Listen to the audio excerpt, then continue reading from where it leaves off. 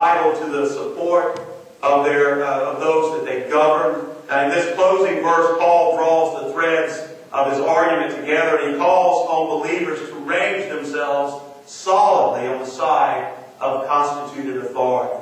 Now, verse 7 deals with our leaders' right to our monetary support. Paul has just been saying that rulers are responsible for national solvency. He will now show that believers are to, in verse 7, pay your obligations to everyone, taxes to those you owe taxes, tolls to those you owe tolls.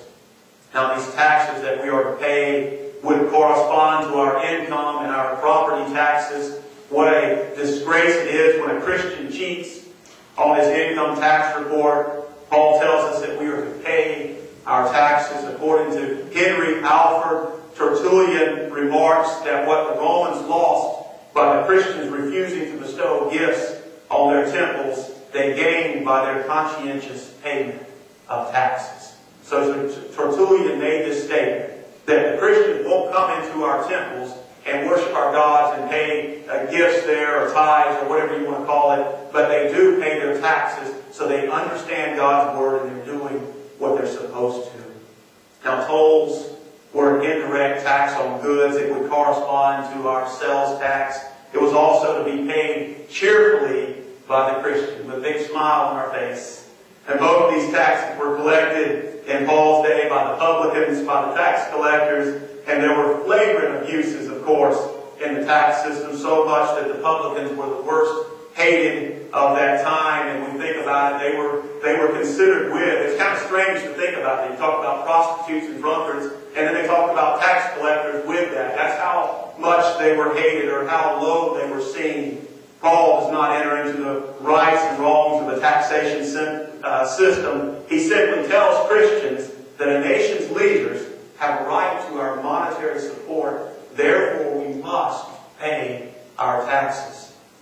Verse 7 also speaks to our leaders' right to our moral support. Now, this is where it really gets tough. One thing to say, okay, well, I've got to pay taxes. They're going to lock me up anyway, so I'll do that. But here we talk about some moral support that we're to give to our leadership. Now, it is possible to take and keep the letter of the law, but sometimes we forget the spirit of the law, what our attitude should be when we're paying these taxes. So the apostle adds that in his support of his government, a believer must, again, verse 7, pay your obligations to everyone, respect those you owe respect, and honor to those you owe honor. Respect is simply a conscientious regard for and awe of those that are in authority, an attitude certainly not visible here today. We think about those protesters that are outside and kind of protesting, I guess, big business and that kind of thing. We think about the attitude today that we really don't care about being told not to be out there. We're going to do it anyway. That seems to be an American attitude. Honor, it talks about honor here, is to be given to all set over us, but also to those who are given special distinction by the state. To speak evil of dignitaries is no part of a Christian's calling.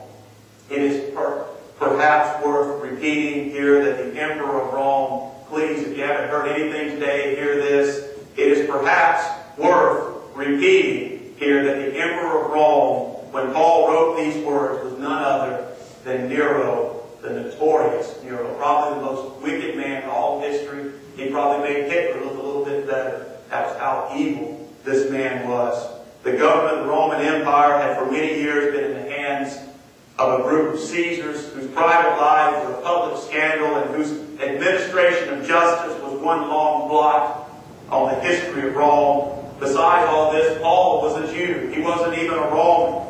In his unconverted days, he had known that fierce hatred of a foreign occupying power which rankled in every Hebrew heart, and which before long was to lead his people into this great and fervent uprising against Rome. But Paul allows no rationalizations to dilute his stand. Rulers have their responsibilities imposed on them by God, and to whom, of course, they are answerable. Please remember that. Even if they are wicked, they will answer for that to God. Believers, Christians, we have our responsibilities also.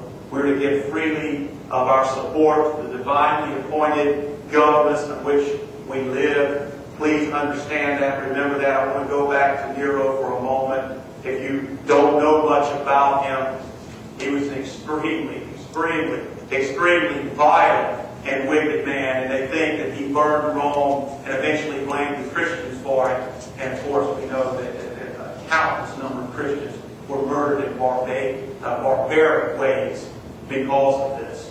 And so you got to think about what Paul is writing this. He's writing this when the government wasn't as friendly as our government. Now I realize that we have abortion. You can look at how barbaric that is, and it's kind of hidden from us, and we think everything's cleaned up, and it's really not. So you can take that a couple of ways, but at the same time, Paul is making the point that those that are placed over us, that we are to obey them, we're to honor them, and we're to support them. And you think back to Pharaoh also. And Pharaoh was raised up. He was used there by God to show forth God's glory and God's honor. So we must honor those that are placed above us.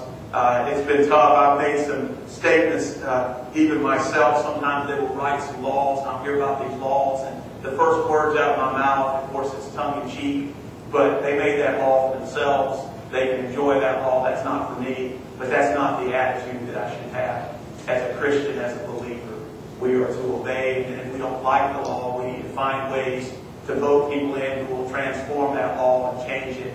And I don't think that the speed limit is a law that we have to disobey because they tell us to go 65, and we don't want to do that. We want to go 90. We need to obey the rules, but at the same time, always coming back. I like to come back to abortion. There are laws and rules that are set that we must be boldly against. And I think we should always be against abortion and things of that nature. The apostle gave us a great example that I must obey God before I obey those around me. So remember that. I think we have a final hymn, a final song here. Let's sing.